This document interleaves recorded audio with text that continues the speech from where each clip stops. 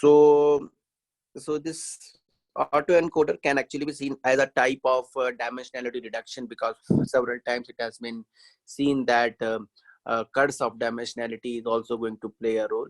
So if you have huge for one data, if you have huge amount of information, then most of that information may not be very relevant, and may not be very relevant for your task that you are actually trying to do using this data. So given any data X, if you have, you know, a 10,000 dimensional feature vector or 20,000 dimensional feature vector, these type of things will say that, okay, that much amount of information is not proper representation, and you require a much lower dimensional representation of such data. And it's also being seen that dimensionality should have to be reduced if it is very high, if original dimensionality is very high. Usually it's going to happen whenever we are working in the zone of images, because in image, after seeing a 100 by 100 image, that's actually 10,000 pixel values, you wanted to come up with only single probability that whether it belongs to a cat or it belongs to a dog. So are all the pixels equally important and useful when you are going to decide about this cat and dog and all? So mostly it is not. Secondly, even if you feel that all those pixels which are actually belonging to cat or the dog, only that many are going to be responsible, even that is also not true, because cat and dog, both of them may be actually having the same color. So rest of the body is not going to be very discriminative, but maybe only those pixels which are belonging to the face, maybe belonging to the legs, maybe belonging to the eyes. These are the unique features. So we have to somehow force our network to, instead of see that high dimensional representation, somehow have to reduce the dimensionality. And once you reduce that dimensionality, using that dimensionality, we assume that this is the best possible discriminative information which was being present inside my data, and I wanted to extract that thing out. So here, as I have shown, that even this can be seen as a data. This input is some n dimensional input, then in between I have this m dimensional m neurons, neuron 1 2 3 4 m neurons are there, and these neurons can actually be, you know, the output of these neurons. So suppose that this is 10, and suppose that this is 10,000, and suppose that this is only 10. So this 10,000 to 10, we have got a mapping. What is this 10? The output of each and every neuron.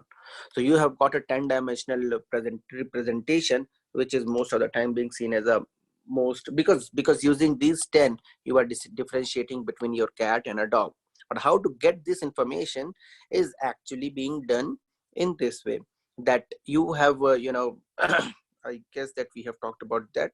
This is actually here, I have got an image, I keep on reducing its dimensionality. At some point of time, I find out this bottleneck, and after that I can train a classifier. Instead of that, I train a upsampling network, which will make my original image from whatever I have got over here. If that is the case, that given this much amount of information, you can somehow go and predict about the final image itself. So this network is actually keep on reducing the dimensionality, and this here you keep on increasing the dimensionality, and then whatever you have got as an image, whatever the output that you are getting, your suppose that this is your let me get this I dash, and this is your I, then your loss is going to be I minus I dash. And we find out that how well, from this simple amount of, you know, information, which is much lesser than this image, if you can make an image which is very similar to the actual image. This is our purpose. We train these weights systematically in such a way so that we keep on getting the same image. That's actually autoencoder. Once we understand this autoencoder, this part is actually called as the encoder part, and this part is called as the decoder part. So we have got encoder and we have got decoder, two things. So why this is encoder? Because it's going to give me the encoding, this is going to give me the decoding. Here it can be an image, it can be a feature vector, it can be anything, any type of data that you are looking for. Input can be any type of data. But mostly, if you are working on one-dimensional signals, maybe in speech, maybe in you know, time series prediction, maybe somewhere you are having a 10-dimensional input. If this is 10 dimensional, then you do not want it to reduce the size, because anyways it's a 10 dimensional input. So several times it has been seen that instead of reducing the dimensionality, you have to somehow increase the dimensionality. So that can also be possible, in which I will take an image or the whatever the input that I have, 10 dimensional input, and maybe from 10 I go to 20, 30, 50 and 100, and from that 100 I again make that thing. Sometimes our network can actually be like this as well, which is initially it started to grow and then it started to shrink so as to get the same representation back. So once you do that, whatever the thing that you have got here, our assumption is that this is going to be the essence, this is going to be the feature vector, the thing that you are actually looking for. And this is the most important features which are being there in my data, hidden in a huge amount of dimensionality, now being bared in front of you in very small dimensionality. So you can use that. Always understand that if you wanted to work with 10,000 number, or do you wanted to work with 10 to 15 important and useful numbers. So these are actually 10 to 15 most important, useful, important numbers. How to get that? Autoencoder is a technique for doing that. Then what we have seen was that we have talked about this, how to think about autoencoder or network as a data structure in which we can save multiple images. And once you have trained your network like this encoder, when you have trained your encoder like this and a decoder like this, and then what you can do is that from here you can reduce this. So what happened is that we have got a single full network which is first decreasing the dimensionality, then increasing the dimensionality, and then you have got the same some I vector that you have got. It is getting so if I show I to this network, I am going to get the same I over here. Such type of networks are only being trained in such a way so as to somehow get our encoder working, encoder trained, so that it can give you the best possible bottleneck, because you do not want it to generate the same image again. So we have got an encoder which is able to give us the the best possible bottleneck features. Then I remove this decoder, use this and apply some classifier after this. So here I have got this is my bottleneck. This is actually coming from here, this thing is coming from here, because this thing got reduced. And then I apply a classifier over here and then find out the classification. So this classification and the classifier may perform well, may perform fast. Why? Because we already have got the best possible trained bottleneck feature. Otherwise it has to be somehow trained on its own. This was the thing that we have done in our previous lecture, and now from this we are going to start to talk about few other things. And as I have said that if I give you an image, in last lecture we are actually talking about that if I have an image I, maybe I have to take this. Yeah, so if I have an image I, what I wanted to do is that I wanted to generate new images. So that's why we have started to talk about generative models, because our generative models are autoencoder is a generative model, but we will see that why it cannot generate the new things.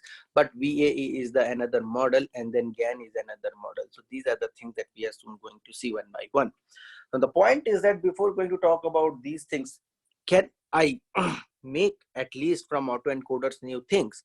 So you will say that no, you cannot make from autoencoders new things, because your network is actually like this, and it's being trained in such a way, so that if you show I, you are going to get some images which are very similar to I. So from the same image you are going to get the same image. This was not the purpose, because you do not want to do things in that way.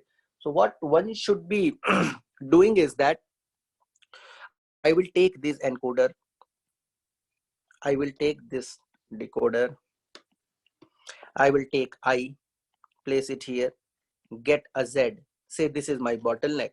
I take this Z vector, this is actually my Z vector, and I randomly perturb it, slight amount of variation plus minus to all of my values, if I slightly change this plus minus values random vector, you are going to get this new z, say z dash, and this z dash is being set into my, this is the encoder, set into my decoder, and and you are going to get the output, and this output is definitely not going to be I again. It's going to be some I dash, which, and this I dash is going to be not equal to I, maybe equivalent, maybe very similar, but not exactly same, because we have slightly tweaked our z to z dash.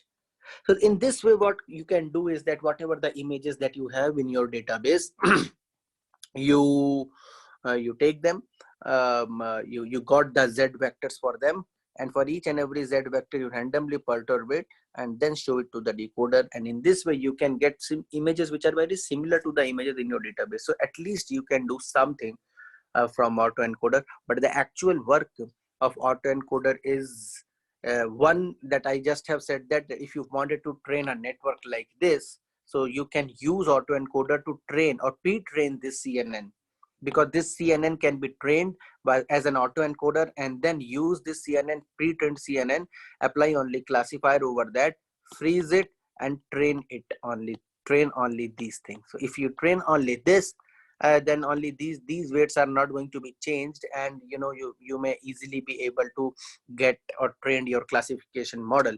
So this is one way in which autoencoders can actually be used somehow. The other thing is that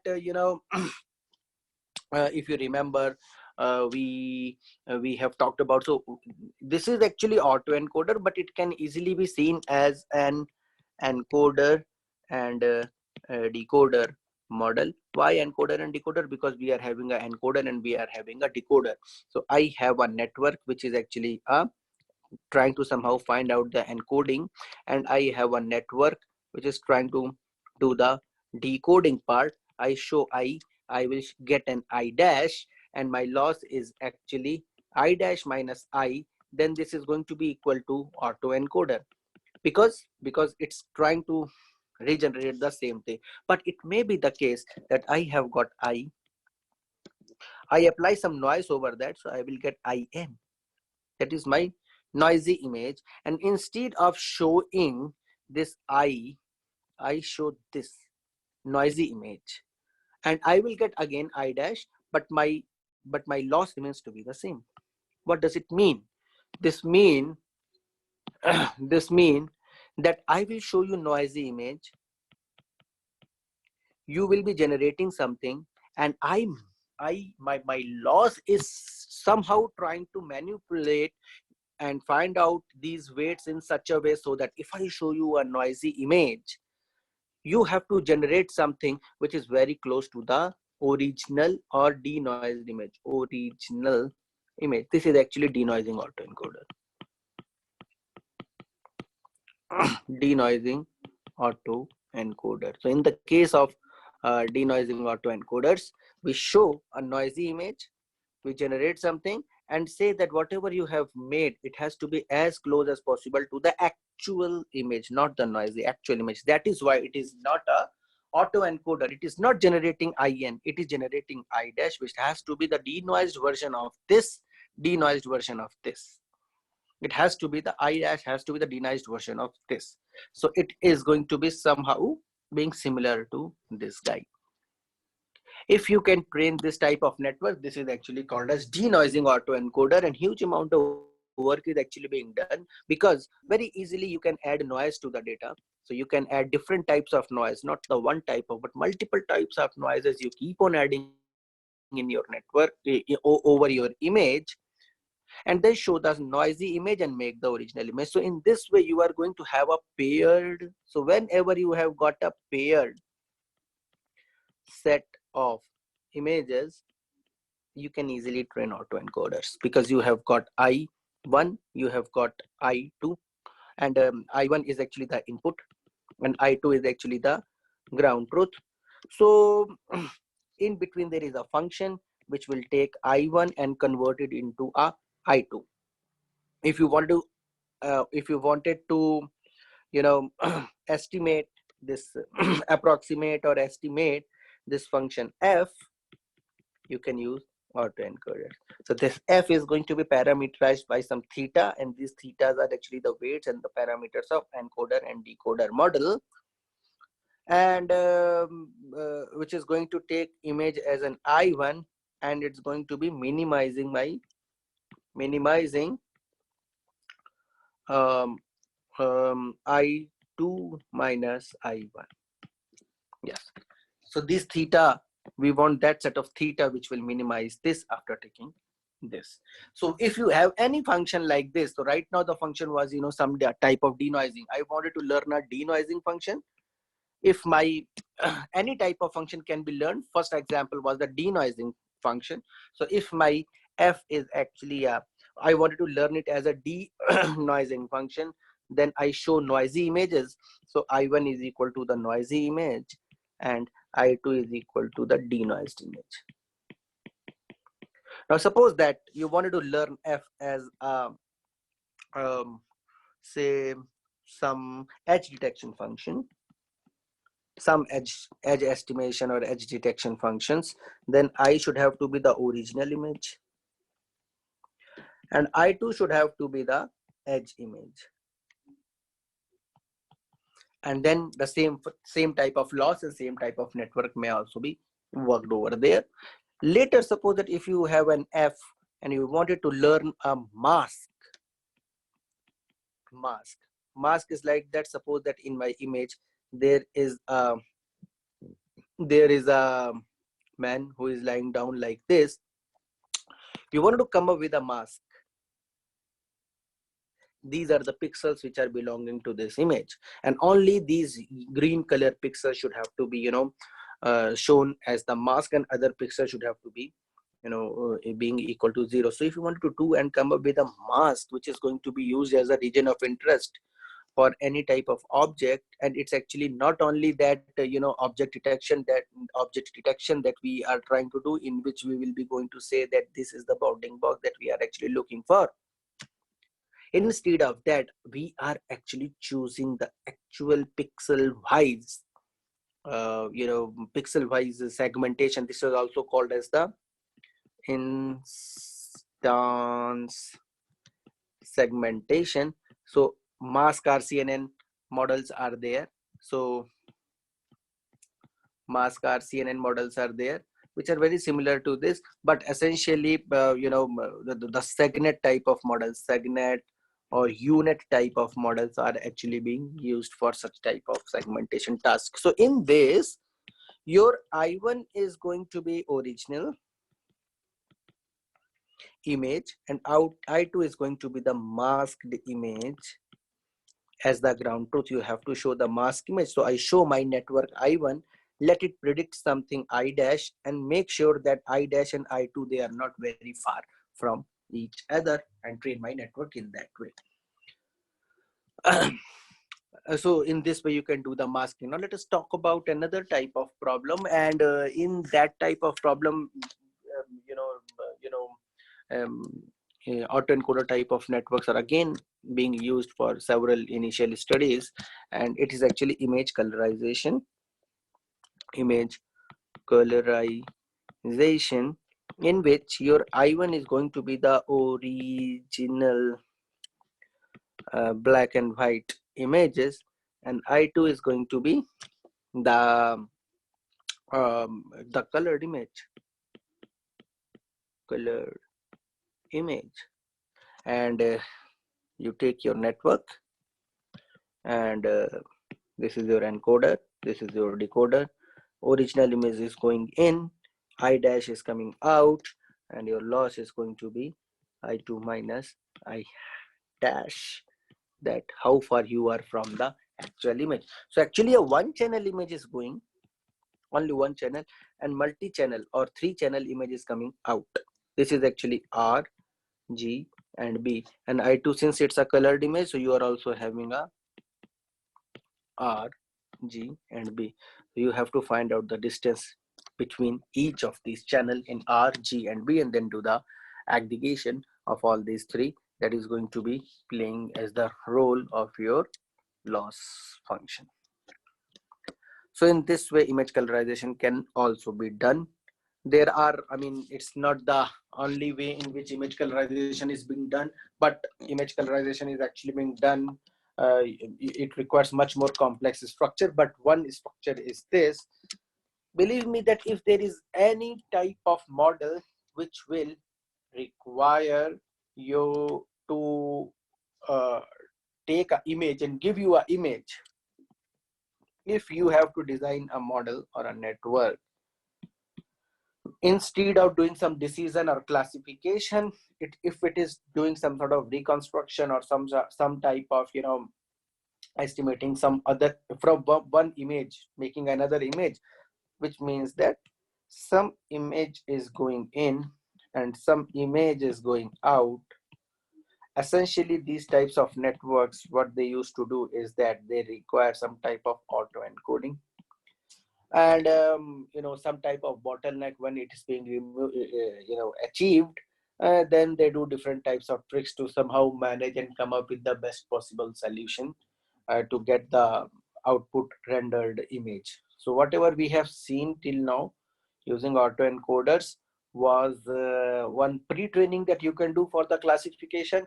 Then you can learn any such functions that we have talked about. Any function can be learned, like masking, like image colorization, like you know, edge detection, or maybe denoising. So any type of problem, these type of problems can actually be learned for using autoencoders. Aditya sir? Yes. Yeah, yeah. Regarding this example colorization of the image, Yeah. uh, so this is a kind of unsupervised algorithm, right? Yes. And we are calculating the loss function from I2 minus I dash, but I2 Yes. is like kind of labeled data, right? This is Yes. a colored image. So Yes. it will be available in the unsupervised algorithm? No, so that is point. That is my point. That when I was talking about autoencoder, and autoencoder is a unsupervised, because Yes, from I we used to generate the same I. But yes. when I moved from autoencoder to encoder decoder model, Okay, then it is no more unsupervised. It's actually a supervised technique. okay, okay. Okay, But that's it's actually sometimes being called as a semi-supervised technique, and I will tell you why. But okay. you understand this stuff? Yeah, yeah. Yeah. So the point that you wanted to make was perfectly correct, and it was unsupervised. And yes, the point is that in the case of, you know, learning some function, because this function is, you know, either you may be aware of, or you may have got some amount of data for that. So you, because of that, we assume that you are having this I and I2. If this is not known and not given to you, then how you can say that what type of function that you're looking for? Because it's not a well-defined function. A function is like, I give you I, and what is going to be happen over this I when you get this I2. So to learning that, sometimes it is also being called as semi-supervised. And the reason is that, suppose that if you see that image colorization Yes. problem. So in the case of image colorization, we have huge amount of colored images. Okay, So we take these colored images, apply some function by which we can make it easily converted into the grayscale image. okay. So you can take any nowadays colored image, a colored movie. You take a full movie. You know, suppose that you have got a new movie, this some new movie, Angrezi medium, and you take all the frames, and you, what you do is that you decolorize it and make all of them grayscale, and then you feed them one by one to your network. So you train your network so as to understand how to colorize any frame of your English medium into a colored image. And then if I give you something new, some grayscale image, then it can actually convert that grayscale image into a new colored image similar to Angrezi medium type of coloring scheme. Okay. Yeah, but sometimes what happened that, you know, so if I give you you know, Mughal Azam, a very old movie which is not having any amount of color, colored images possible. So you will not be able to train your model for that type of setup. So in that case, suppose that you want to colorize Charlie Chaplin. Mm. So Charlie Chaplin colored Charlie Chaplin is not available. So you need to somehow make sure that colored things, you got some information about the colors from different sources, maybe from some new images. And then you somehow wanted to, you can do some style transfer there as well. Okay. So by the way, you can see that huge amount of work is actually being done, because this is actually a very hot area for industry to colorize several old, black and white things. Okay. Okay. Okay. Okay, Okay. fine. Thank you, sir. Thank you. But as you got interested in this image, and I guess that image colorization is actually a very interesting area. Only automated these type of autoencoders or encoder decoder networks are not going to be very useful, and the reason is that how they understand some type of consistency that they should have to manage within the frame and across the frame. Within a frame, so suppose that there is a bottle, who is going to understand that there is a bottle? So the whole structure should have to be given very similar type of color. It should not be that one pixel has got yellow and the other pixel has got completely different color. And suppose that it may happen for some objects, it's not going to happen for most or the several types of objects.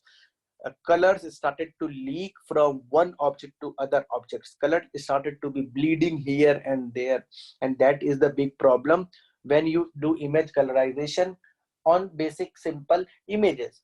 Now you think how to manage that. So there are advanced papers that are being dealing with this type of problem when you are talking about image to image level colorization. Now you think about the second level problem in which you have got a video and you wanted to colorize a video. So first you colorize one image and then you colorize the next image. Now nobody knows, this network is not able to remember that what type of colors and the coloring scheme that you have given in the previous frame, and the next frame you have got and you are doing the coloring again. Now what happened, that suppose that the same person is in multiple frames, he is going to wear the same shirt, it's being assumed, but the color of the shirt, nobody is there who somehow let this network understand that, oh, in the previous frame he was wearing green color shirt, so it has to be color consistency across the frame. So that is somehow have to be managed. So for that, 3D CNNs and LSTMs and RNNs, if you understand, those things should have to be somehow remember that what type of color that I have given to my previous image. So if you wanted to remember, either you have to use some recurrent networks or probably you have to use the 3D CNNs. So with this, I assume that we have understood autoencoders well, and autoencoders are actually being used for several types of intermediate and in between things.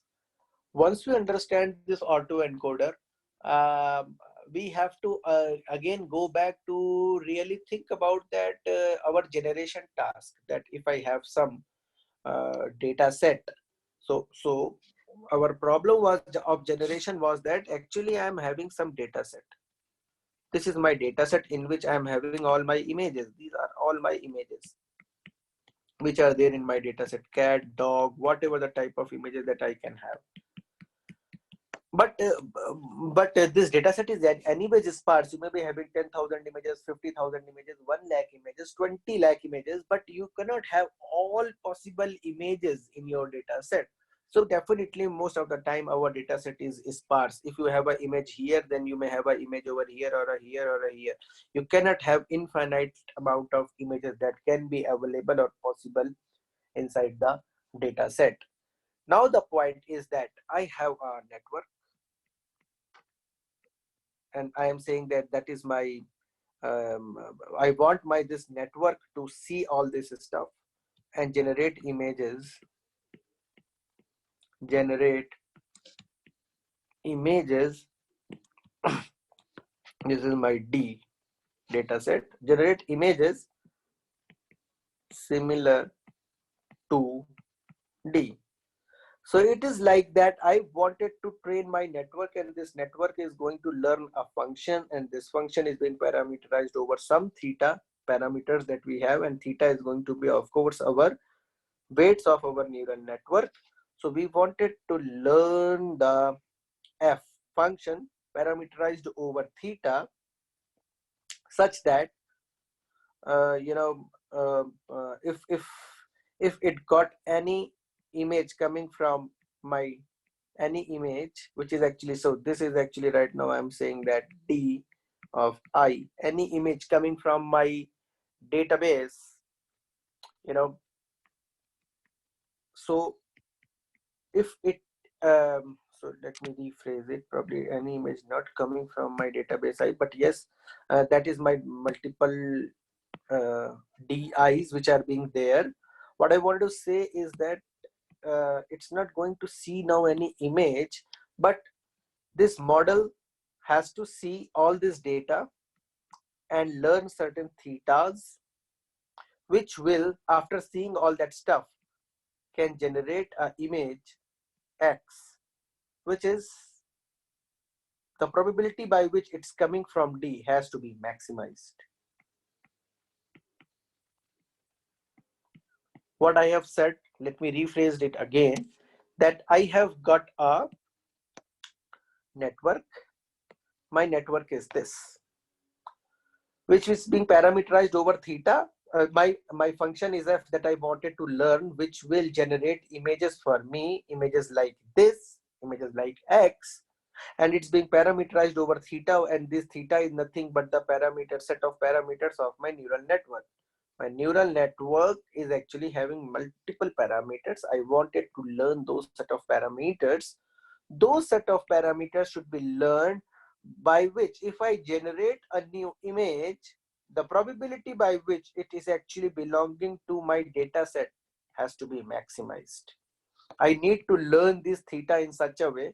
These thetas are those theta which will maximize the probability that the generated image is actually coming from my data set.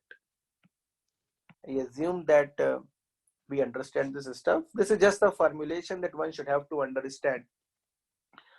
Why autoencoder was not able to, why my autoencoder was not able to really make new images was that decoder was able to make new images fine from the bottleneck.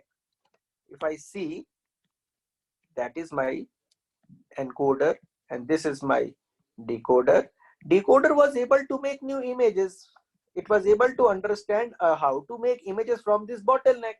Fine, but how you are getting this bottleneck? So get this bottleneck, you need to show an image to my network, and if you require the image to show to my network, it's going to generate the same image. So this is something that you don't know. To know this stuff, you require the image itself, and from image you actually understand to find out this stuff. From this you actually somehow generated this I. So that is why your decoder was, you know, able to make new things, but to make this Z you require the original image. Is there a way by which I can directly find out that what is a Z, and then take that Z and send it to my network? So there is actually, you know, we'll have to understand one or two things, and then we'll move into a slightly complex scenario. But right now, first of all, the point is that what we wanted to make for generation is that if there is some database in which we are having multiple points as my images, I wanted to train a network that will be parameterized over theta, and this theta has to be learned in such a way so that if I make a new image, it has to be very close or similar to the images that are actually coming from my data set. I need to maximize the probability by which the generated image is being coming from my given data set. This is the concept that has to be somehow dealt instead of that single loss I minus I hat, because that was trying to generate image to image. Right now, I do not have any image. I just wanted to say that I have got a network, I have got a data. You learn that whatever you wanted, I am showing all of my data to you. I am showing all of my data to my network. All this data is being shown to my network. And once it's being shown, it has understood how to make new images which are very similar to the images of my data set. In order to learn that, we have to understand one thing which is actually called as the um, very simple concept that's called as probability. Sorry.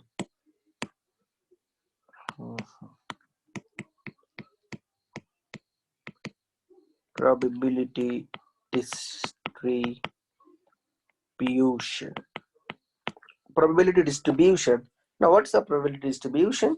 Suppose that in my class, male and female.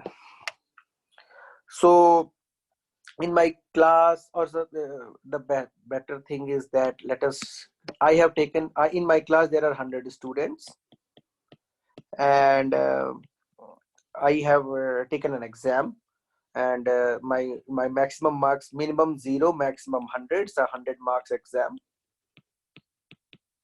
I have got say 900 students, 100 marks exam, and once I am done with my exam, I have made a histogram. What is this histogram? This histogram is nothing but a vector of, it's a one-dimensional vector, 0, 1, 2, 3, 100. And what I have done is that I count out of 900 students, all this 900 students, how many of my students have got 0? So there are 2. How many have got 1? 3. How many have got this? 1, 3, 2, 2, 1, 5, 6, 7, and slowly you will see. So this, if I take and keep on, entering the values, it just give me the frequency of each and every number. Frequency of each number. How many students? So if it is my A, then AI is going to tell that how many students have got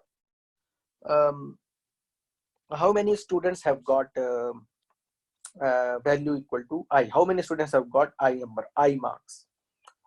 And then suppose that if I make a histogram like this, just to draw these things, that this is 2, this is 3, this is 1, maybe something like this. At some point of time you will see that there is some peak and there is some some distribution. This is actually a distribution in which, if so, it's currently it's not a distribution, it's just the frequency histogram. But if I divide everything by 900, if I divide everything by 900, so this is actually that. Now after dividing, if I take AI, this is actually the probability of any student getting I. This was the frequency.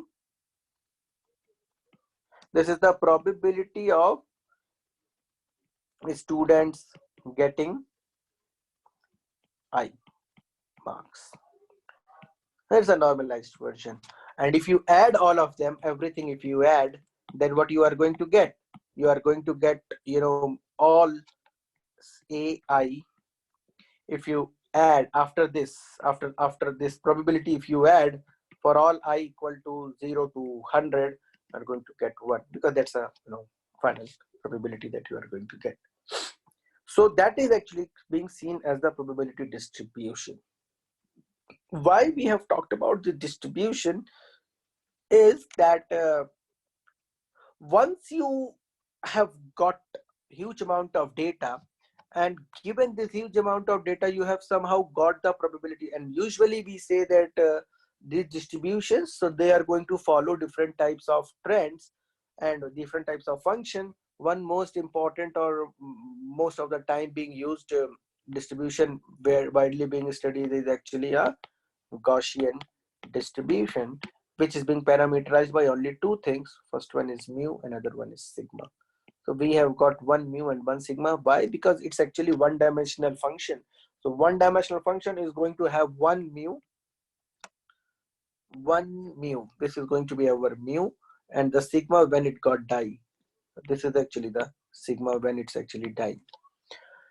So how much spread is there is actually sigma, and what is the mean value that you are going to get is actually the mu. So given this mu and sigma, these are two parameters by which we can parameterize any Gaussian function.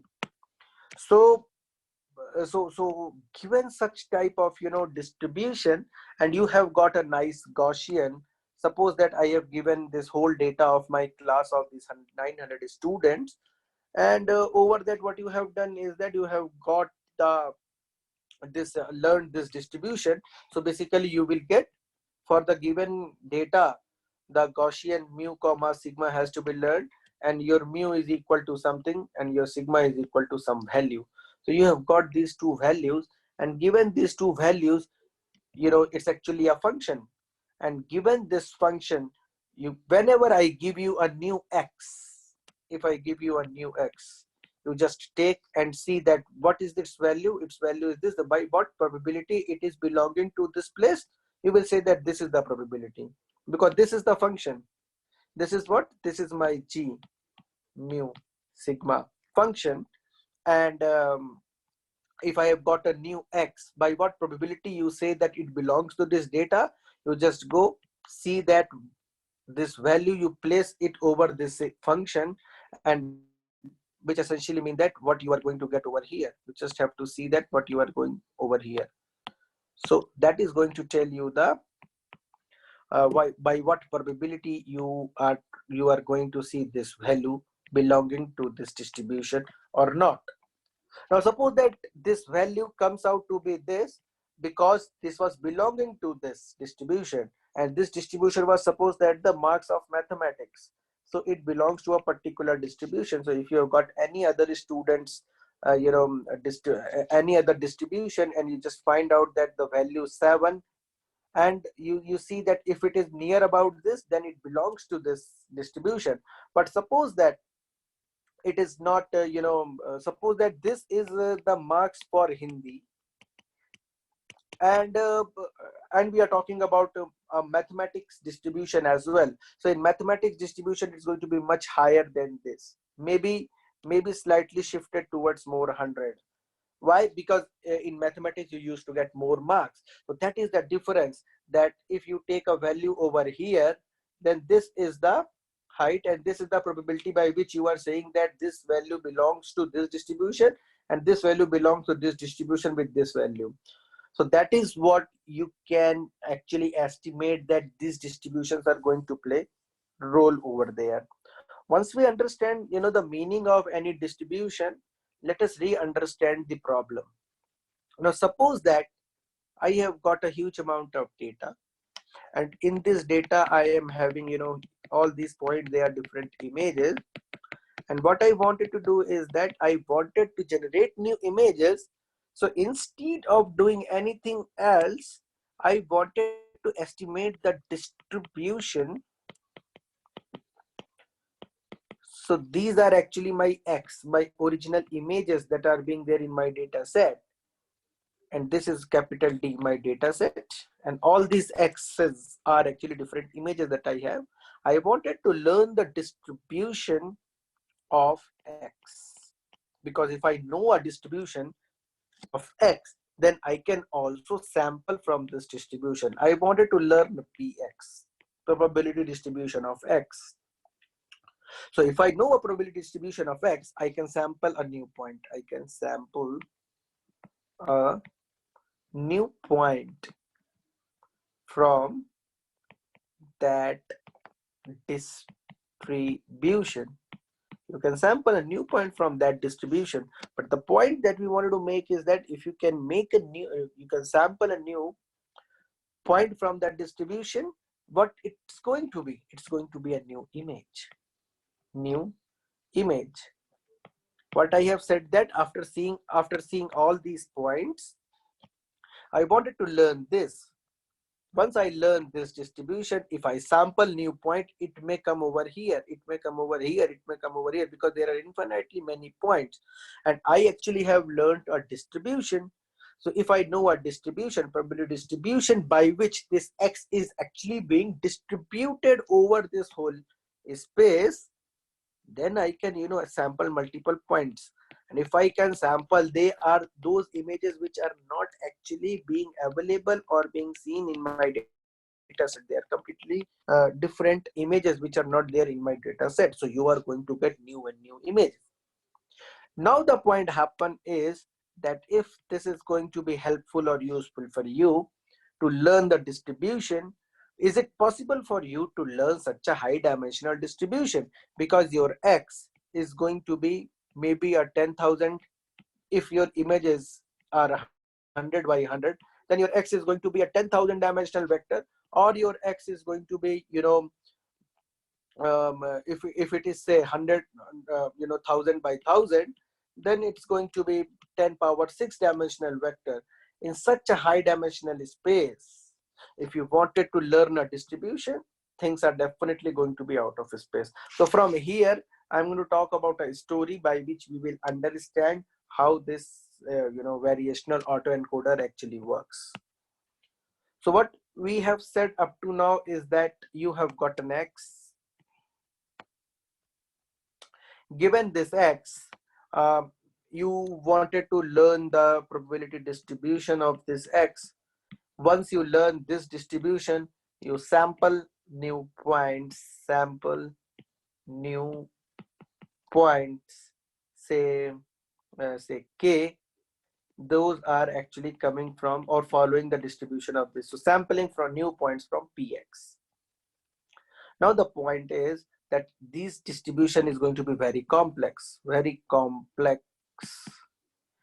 distribution.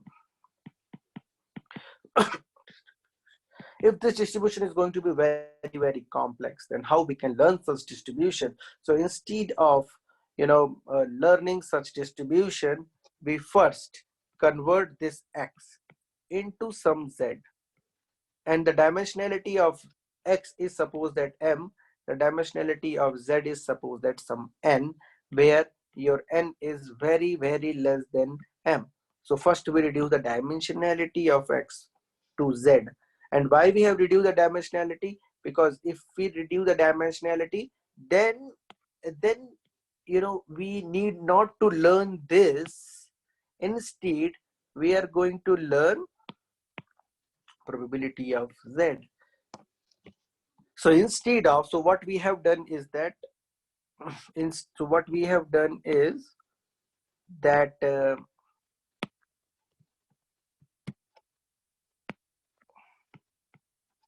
wait, yeah. So what we are going to do is that we have got this database in which that was D. These are actually the points. They are X. And from this, I take a point converted into a Z, which is actually a smaller dimension.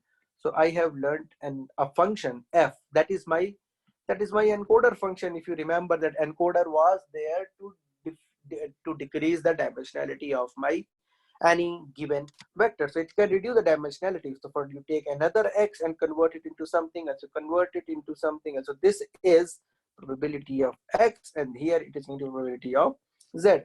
So you have got another space in which you have got all your Z's line, and instead of learning this, we learn this.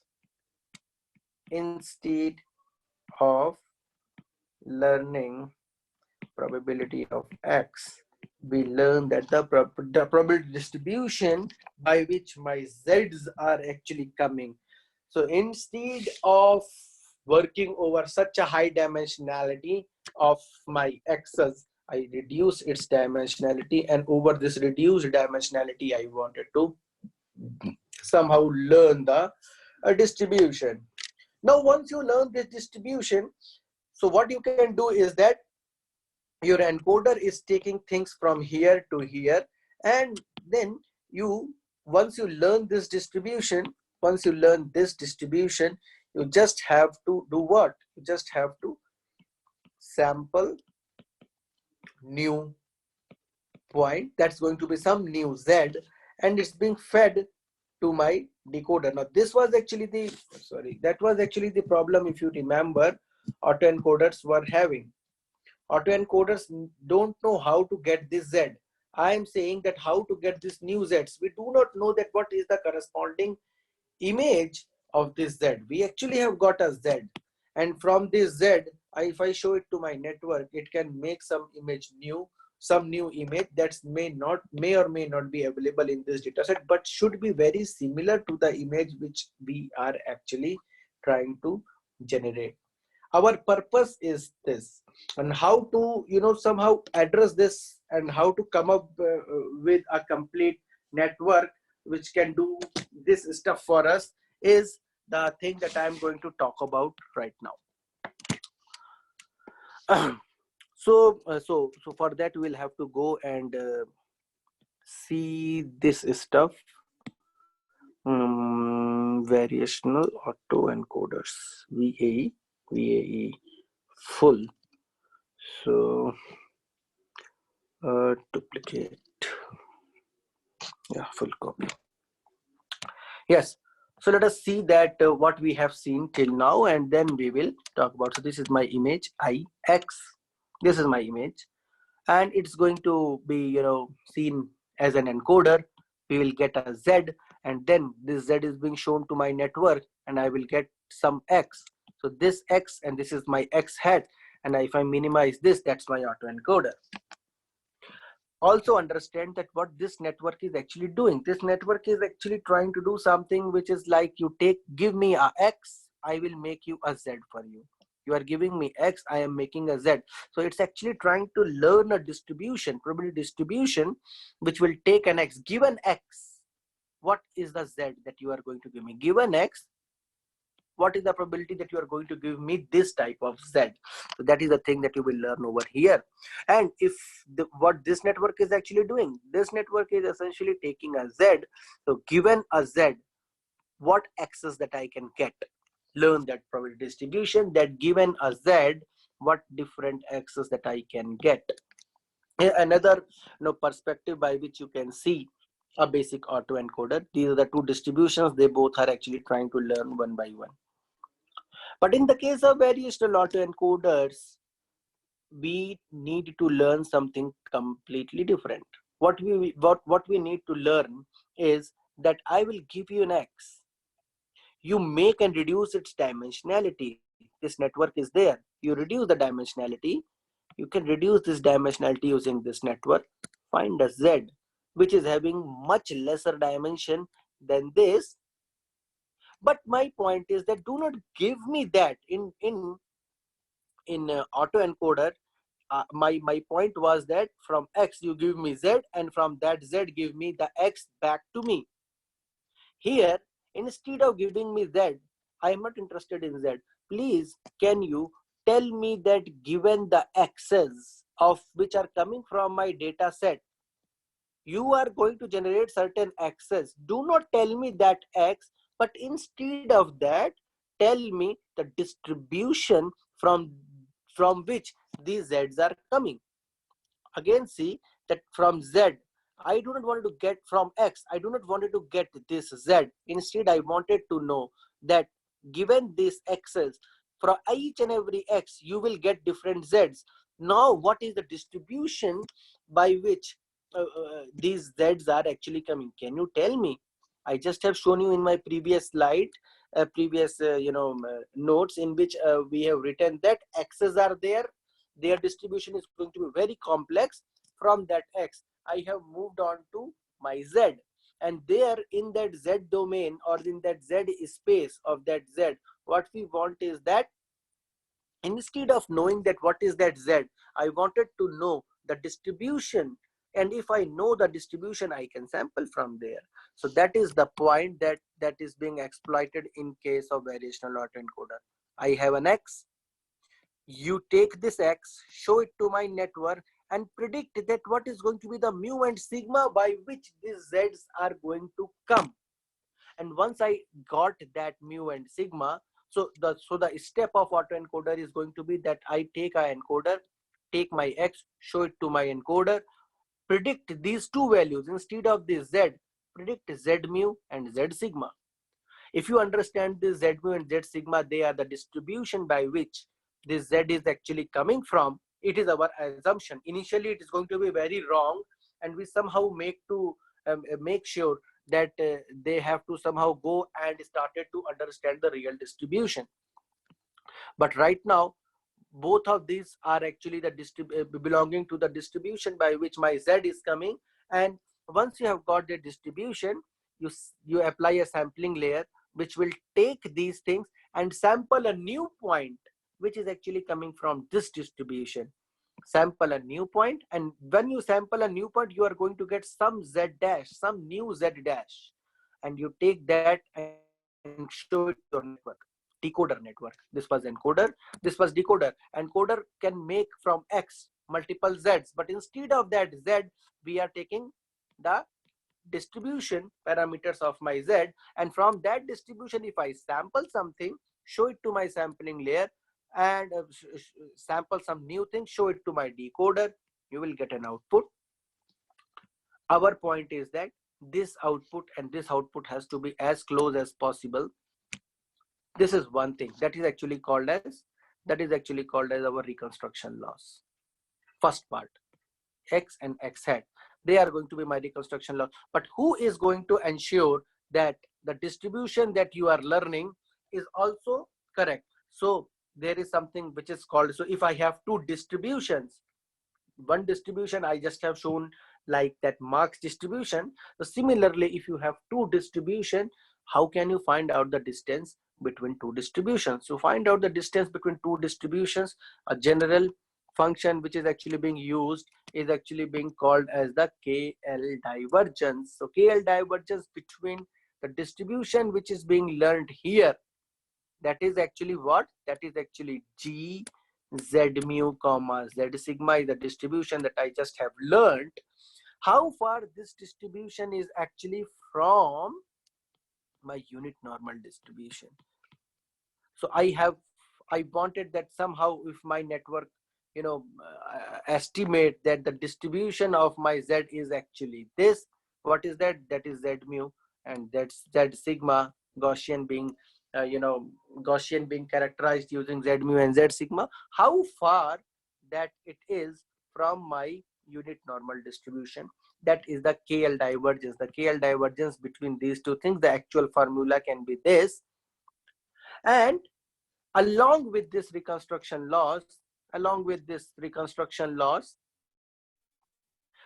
we will also add the scale divergence loss, and this reconstruction plus KL divergence is going to be our final thing, that the KL divergence and the reconstruction loss, both of these things should have to be reduced. And I need to train my network in such a way, train my decoder as well as encoders in such a way, so that the reconstruction loss of this and this should have to be minimized, as well as the distance from the estimated distribution and unit normal distribution has to be as close as possible. Using both of these things, when you train your network, you actually are training a variational autoencoder. Now when your network is trained completely at last, which means that at last, because you are trying to make this distribution as close as possible to 0 and 1, so in the best possible case, your x's are actually now being converted in such a way so that they are actually coming from unit normal distribution. So your decoder and encoder both are being trained. You remove this encoder, only use your decoder, and your decoder is going to do what? Just have to sample from the unit normal space. Unit normal space, you sample new thing, show it to your network, it decoder network, it is going to generate new images for you. They are completely new, may or may not be available in your any data set that you have.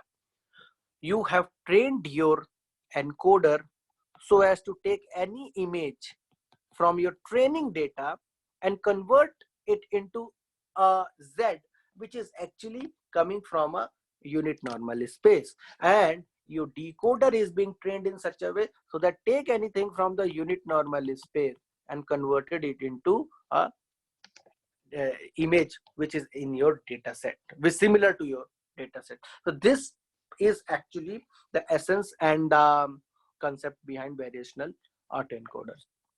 So this is the point that I wanted to make today. Maybe in my next class, I will give you a small amount of background related to one story related to autoencoders, so that you all can understand it in much more detail, and then we will be doing the lab part related to this. If you have any question, then you can ask.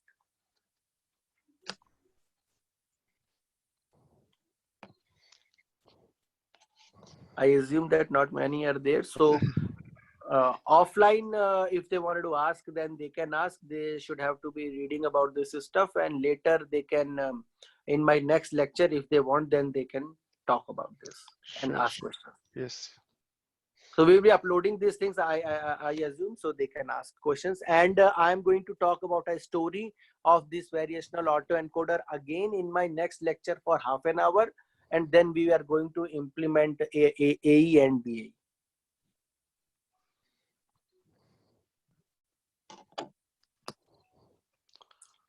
Yes. I hope it's done. So that is from my side. So then we are done. Thank you, sir. Okay. Thank you.